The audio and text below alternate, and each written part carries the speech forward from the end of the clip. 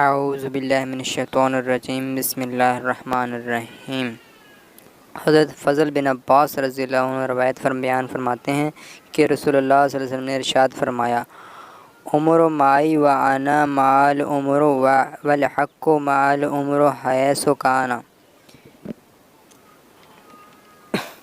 عمر میرے ساتھ ہیں اور میں عمر کے ساتھ ہوں، اور حق عمر کے ساتھ ہوگا جہاں کہیں بھی ہو۔ حضرت ابن عمر رضی اللہ عنہ سے مروی ہے کہ سیدی رسول اللہ صلی اللہ علیہ وسلم نے ارشاد فرمایا، عمر بن خطاب سراج اہل جنہ ہے، اہل جنت کے چراغ عمر بن خطاب ہیں۔ شان عمر رضی اللہ عنہ بزبان علی رضی اللہ تعالیٰ عنہ چند وہ روایات رقم کرنے کی سعادت حاصل کرتے ہیں جن سے مولا علی شیر خدا رضی اللہ عنہ کی سید عمر بن خطاب رضی اللہ عنہ سے قلبی تعلق کا اندازہ بخوبی لگایا جا سکتا ہے۔ حضرت عبداللہ ابن عباس رضی اللہ عنہ بیان کرتے ہیں کہ جب حضرت عمر بن عبد الخطاب رضی اللہ عنہ کا جنازہ تخت پر رکھا گیا تو لوگ ان کے گرد جمع ہو گئے۔ وہ ان کی حق میں دعا کرتے، تحسین آمیز کلمات کہتے اور جنازہ اٹھائے جانے سے پہلے ان پر صلوات یعنی دعا پڑھ رہے تھے۔ میں بھی ان لوگوں میں شامل تھا۔ اچانک ایک شخص نے پیچھے سے میرے کندھے پر ہاتھ رکھا، پس میں نے مڑ کر دیکھا تو حضرت علی المرتضیٰ تھے۔ انہوں نے حضرت عمر رضی اللہ عنہ کے لیے رحمت کی دعا کی۔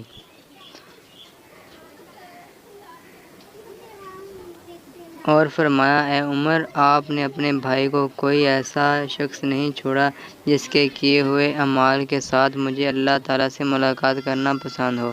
بخدا مجھے یقین ہے کہ اللہ تعالیٰ آپ کا درجہ آپ کے دونوں صاحبوں سید رسول اللہ صلی اللہ علیہ وسلم اور سیدی ابو بکر صدیق رضی اللہ عنہ کے ساتھ کرے گا، کیونکہ میں نے حضور نبی کریم صلی اللہ علیہ وسلم سے یہ بکثرت سنا تھا، جئت انا و ابو بکر عمر و دخلت انا و ابو بکر و عمر و خرجت انا و ابو بکر عمر فإن كنت لا ارجو و لا ظن ان يجعلك الله معهما۔ میں اور ابو بکر اور عمر آئے اور ابو بکر و عمر داخل ہوئے، میں اور ابو بکر عمر نکلے، اور مجھے یقین ہے کہ اللہ تعالیٰ آپ کو اسی طرح آپ کے دونوں صحابوں کے ساتھ رکھے گا۔ حضرت ابو صفر رضی اللہ عنہ بیان کرتے ہیں کہ حضرت علی المرتضیٰ رضی اللہ عنہ پر ایک چادر دیکھی گئی جو آپ رضی اللہ عنہ اکثر پہنتے تھے۔ راوی بیان کرتے ہیں کہ آپ رضی اللہ عنہ سے عرض کی گئی کہ آپ رضی اللہ عنہ کو کثرت سے یہ چادر کیوں پہنتے ہیں؟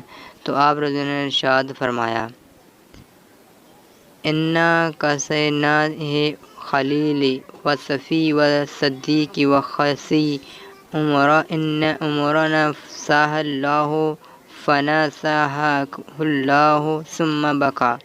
مجھے یہ چادر میرے خلیل، میرے صفی، میرے ساتھی، میرے دوست اور میرے خاص مہربان عمر رضی اللہ عنہ نے پہنائی تھی۔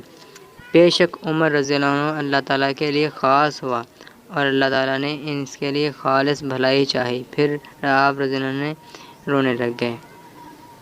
کرامات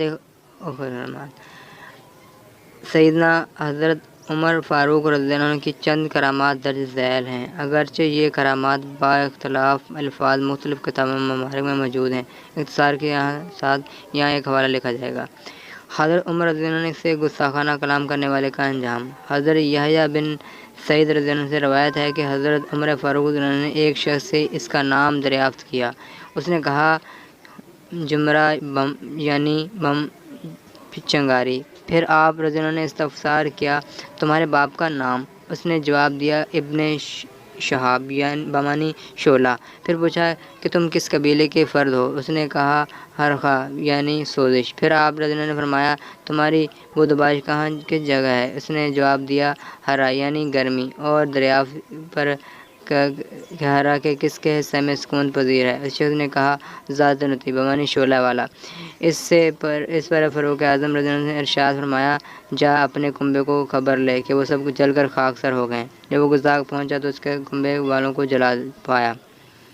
سینکڑوں میل کی مسافت سے لشکر کی حالت دیکھنا۔ حضرت عمر رضی اللہ عنہ سے روایت ہے کہ حضرت عمر فاروق رضی اللہ عنہ نے ایک لشکر بھیجا اور اس پر ایک شخص کو امیر بنایا جنہیں سارہ کو کہا جائے۔ ایک دن دوران خطبہ حضرت عمر فاروق رضی اللہ عنہ نے پکارا کہہ فرمایا یا ساری الجبل یا ساری الجبل۔ پھر لشکر سے ایک قاصد آیا، کہنے لگا اے امیر المومنین، جب ہمارا دشمن سے مقابلہ ہوا تو انہوں نے ہم کو بھگا دیا۔ ہمیں پھر اچانک ایک پکارنے والے نے پکارا یا ساری الجبل یا ساری الجبل، اے ساری پہاڑی کے دامن میں ہو جاؤ۔ پس ہم نے اپنی پیٹھیں پہاڑ کی طرف کر لیں تو اللہ نے دشمن کو شکست دے دی۔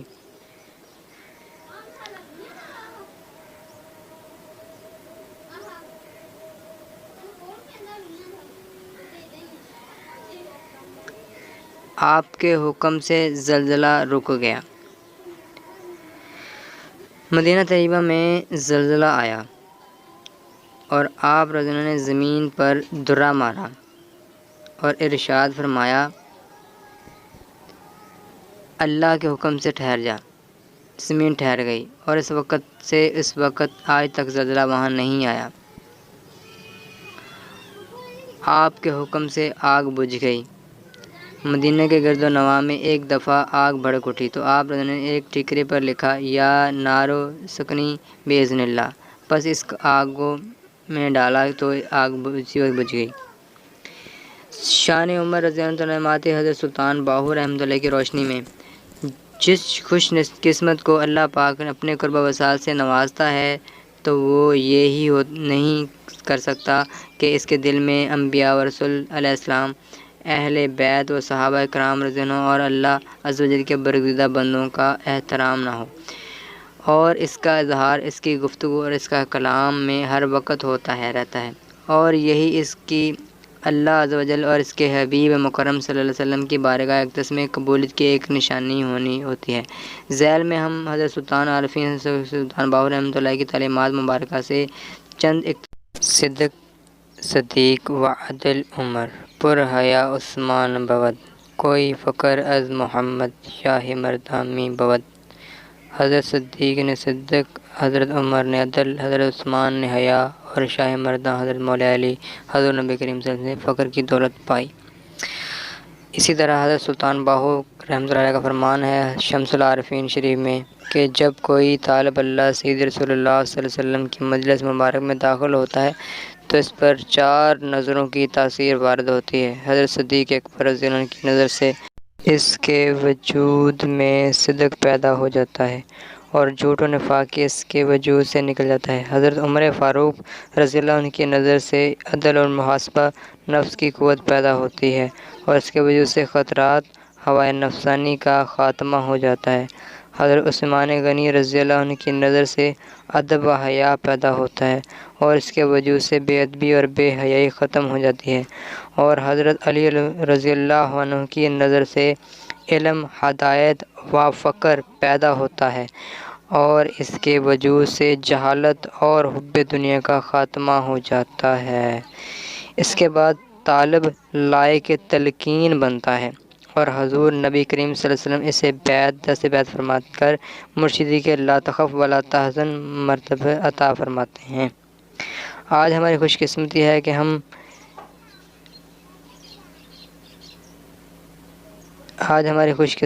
کہ ہمیں جانشین سلطان الفقر حضرت سخی سلطان محمد علی صاحب دامت برکاتہم عالیہ کی قیادت میں اصلاحی جماعت و عالمی تنظیم العارفین کے پرچم تلے اس اصلاحی احترام، باہمی اعتدال کا سبق مل رہا ہے، جس میں فرمان باہو کے تحت خلفائے راشدین کی نگاہ پاک کے فیض سے صدق و صفا، عدل و محاسبہ، ادب و حیا، علم و فقر کے چشمے کھلتے ہیں۔ انبیاء کرام صحابہ کرام، اہل بیت اطہار اور اولیاء کرام غرض کے تمام مبارک ہستیوں کی ذات مقدسہ کے دلوں کے بغض و کدورت کو ختم کیا جا رہا ہے، اور اللہ پاک اس کے حبیب پاک صلی اللہ علیہ وسلم کی رضا پہ زندگی گزارنے کی تربیت دی جاتی ہے۔ آج ضرورت ہے کہ دل میں اللہ عز و جل کی طلب پیدا کی جائے، نگاہ فقر حاصل کر کے دل کو اللہ عز و جل کے ذکر سے جگمگایا جائے، تاکہ ہمیں مراد رسول صلی اللہ علیہ وسلم کی سیرت و کردار کے صحیح معنی و مفہوم سمجھ آ جائے۔ والسلام۔ اللہ تعالیٰ آپ سب کو خیر و عافیت سے رکھے، آمین۔